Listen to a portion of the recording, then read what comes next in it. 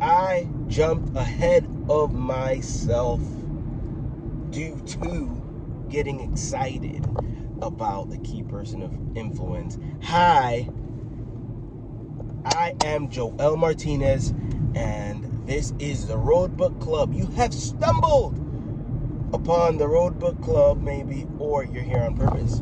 And if you're here on purpose, I am glad you are here. And if you've stumbled across this page, I'm also glad that you're here. And I hope that it's that the algorithm is pushing this properly to you, and that it's not wasting your time. So this is a book club while we are out on the road learning. Oh gosh, this is so. I get excited. I have a lot of ideas in my mind right now. One thing that I wanted to hop back on here and say is that we kind of jumped ahead in the book within the last 2 episodes, where I didn't give you the intro into the section that we were going to be jumping into, which is called the KPI, the Key Person of Influence method, that Daniel Priestley goes over. Now, I'm not gonna, by any means, break this down in a way that Daniel Priestley would. This is very, very high level view of what that would look like. Yeah. Ooh, I'm at my favorite stoplight, and there are different steps. He talks about this actually in a video, which I am going to post on either on stories or in my description. So he talks about perfecting your pitch, publishing your ideas, productizing your value, raising your profile, and partnerships. Creating partnerships. You need partnerships. These are all steps that one has to take on the path to becoming a key person of influence in the arena or the industry that you want. In the previous videos, I had talked about how, like, the last one was, what's your big game? What is your big game? What gets you up in the morning working towards this goal? And I spoke about how Road Book Club was born out of something that I was doing anyway. I was talking with people anyway, sharing my insights with passengers while I was doing a ride share on Uber and Lyft. And I always would get excited when I would come across somebody. The ones who really excited me, honestly, was either business owners, because I was super interested in their journeys. And the second one was whenever I came across somebody who actually also worked in digital marketing and was living out that life already, which is something that I definitely want to jump into personally and professionally, actually, not personally, but professionally. Those two got me super excited. And I still want to pursue that. So one of the methods that I'm using to exercise my skill set of digital marketing is creating this page. This is, you can say this is my product, and I am pushing it forward. And when I said at the beginning of the video, I hope that the algorithm showed this to you. And if it is, then, and you're in line with this target audience, then you're in the right place, right? So that's one. The list that I just went through, creating your pitch, publishing, and okay, this is just a stop sign. They're working on some construction over here, so I'll keep on talking. The first step along the way is creating your pitch. Priestley goes through this, and he talks about it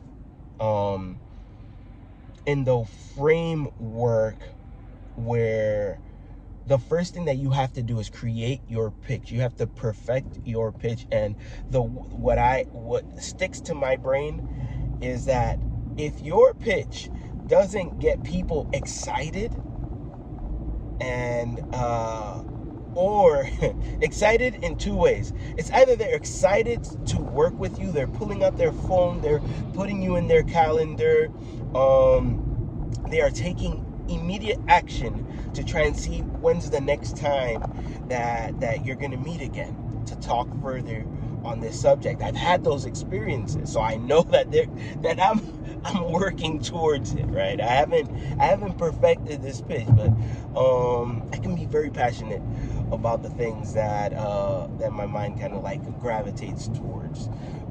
And then there's this other side of that. You want people, Priestley says that you want people to either be excited to work with you, or you want to they want to be absolutely clear that they do not want to work with you, and they want to tell you, that's not for me, I'm not interested, thank you.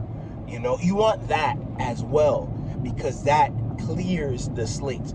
That clears the slate as well. That is valuable information. So I'm reminded of Myron Golden, where he talks about you have to get comfortable hearing no, and you have to love to hear no. There was another part in the book where I'm gonna go over. It's like where hearing no and hearing these objections actually presents another opportunity for you to say why. You know, and not saying why from a defensive position, but saying why from a curious position. Like, why don't you want to, work with me? Why don't you want to hear more about this product? What are the objections? I want to know, because and that's, I would say that's key sales. One can say that's key. We are back. Getting curious about the no's allows you to jump into that sales principle of why are they saying no, and then going back to the drawing board, like, well, okay, maybe they have a valid reason, so let me get an answer as to why they're saying no, and you're creating this rebuttal, and that's one thing, creating the pitch. And there's so much that Priestley gets into in the book. He kind of breaks it down, he dissects it, and even within those areas there's further work to be done. Personally, I'm working on my pitch. I'm not supposed to go ahead in the book, moving to the next section before getting this down. I'm gonna continue reading it for the sake of the Road Book Club, but I'm noticing now that this book is kind of like a action. That's why it only has like three sections in the table of contents, because the way that it's broken up is just you're reading and then you're taking actions, you're taking notes, which I love that format, because it gets people involved. If you're interested in doing these things, it gets you involved. Or you could just read it. It does clarify, hey, before you move on to the next section, you should work on your pitch. You should run it by other people. You should check in with friends, and you should check in with people that you don't know as well, and ask them. One of the things about the pitch is like it's either you want them to say yes or no, but you don't want a polite response. That's what he says, right? I thought that was hilarious, because for me, I've gotten a lot of polite responses. And he says it's actually the worst thing that can happen to you when you're trying to showcase your pitch and you're trying to get a client. You don't want a polite, oh, that sounds interesting. How long have you been doing this? Okay, yeah, let's talk about it later. I'm a little bit busy right now. Polite response. That's just a polite way of saying I'm not interested. I don't want to hear. But it leaves you in a gray area where you're not able to take action, and you're not getting penciled into the calendar. So these things are super interesting to me. I'm gonna stop right here. I'm gonna drop this order off, and I want to talk about the times that I have spoken with people, and I've been able to kind of like get their information. We're gonna grab coffee and we're gonna talk and getting to that point, right? So I'll be right back. So grabbing coffee, right? Grabbing coffee with passengers. All right, I'll be honest with you. I never got to that point where I grabbed the coffee with a passenger. But I did. I had wonderful chats with people that have led me to take action immediately. So there was this one guy, first guy that comes to mind. There's two people immediately come to mind. There was this guy that I was talking about. He worked for a major telecommunications company, and he was going to his day job. He was from New York, so we're already vibing. I'm from New York too, and he's telling me like he has his other companies. He has a brand, a clothing brand, a shoe brand, and he has all this stuff, and he still has his 9 to 5, and his passion is his shoe brand, and he's been working on it for years. He has connections in that field. So we get to talking. I was like, I'd love to hear more, man. Yeah, let's grab coffee. Let's talk about it further. And he shows me. I've seen, obviously you have the Dot brand digital cards, but he showed me another one, which was it was called Blink, and this one was a free one. I like free, and I'm able to create my account, and I'm able to put very relevant information on there that is going to be useful for the people who I'm engaging with or networking with. So that's one thing that I always have. I'll remember him for that as well, on top of just being a go-getter and being a person who's passionate about living out their dream and understanding that they also have to work as well. And that's just where we are currently, right? Second person that comes to my mind was it was a person who I picked up from the airport, and she was super nice, and we're talking, and she works in the realm of digital marketing as well, or marketing for this major company, and we're talking, and I'm giving her my pitch. I'm telling her like I'm self-taught, not self-taught, but self-paced.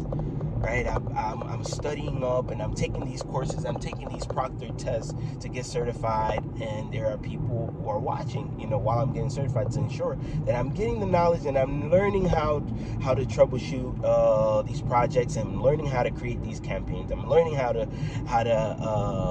target the proper audience. I'm learning how to curate a campaign according to the business objectives, and then creating product campaigns and creating presentations for companies to show them that we're either moving the needle in the right direction, or we need to change our strategy, or we need to reallocate some of the budget to a proper place. I get very passionate about this because it is data driven, and my story is that I got fired, and it triggered something in me that said, I'm not prepared, so let me get prepared, right?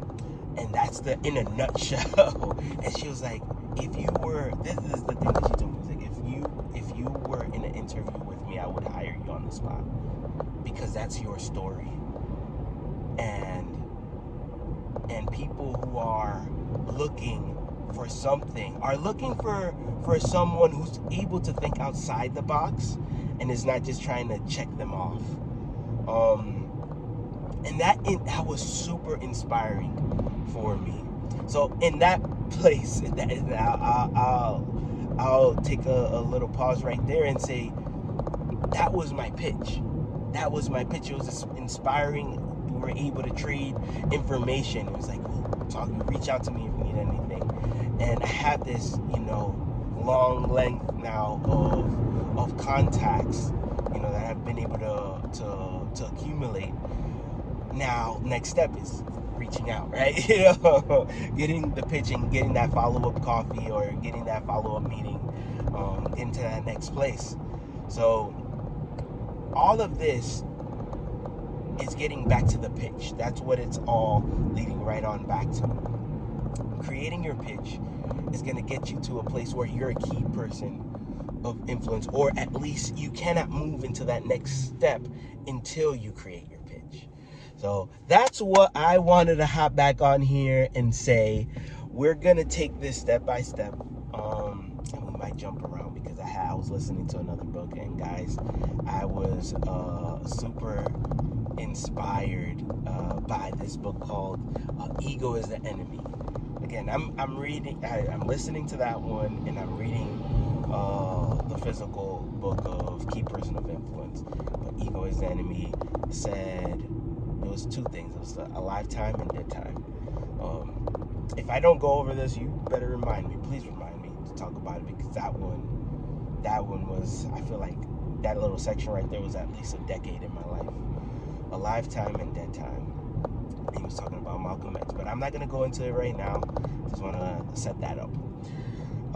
Thank you so much for watching. If you haven't gotten it already, I kind of like just jump back into this thing. If you haven't gotten it already, purchase the book Key Person of Influence through my affiliate link on the channel here. Follow on Instagram, follow on Patreon, become a patron, and just see what else I'm doing on there. I'm telling you, this is a passion project for me. I'm sharing this information. This is just to get it out there, and I hope it's of value to you. I want to give you something that you would have to pay for, in the future, but right now is absolutely free. So take it while you can, my friends. I'm going to keep on giving this stuff out, and I love chatting about it. I love processing this thing, verbally processing this with you guys as peers, and I look forward to hearing from you. All right, I'll see you on the next video. Bye bye for now.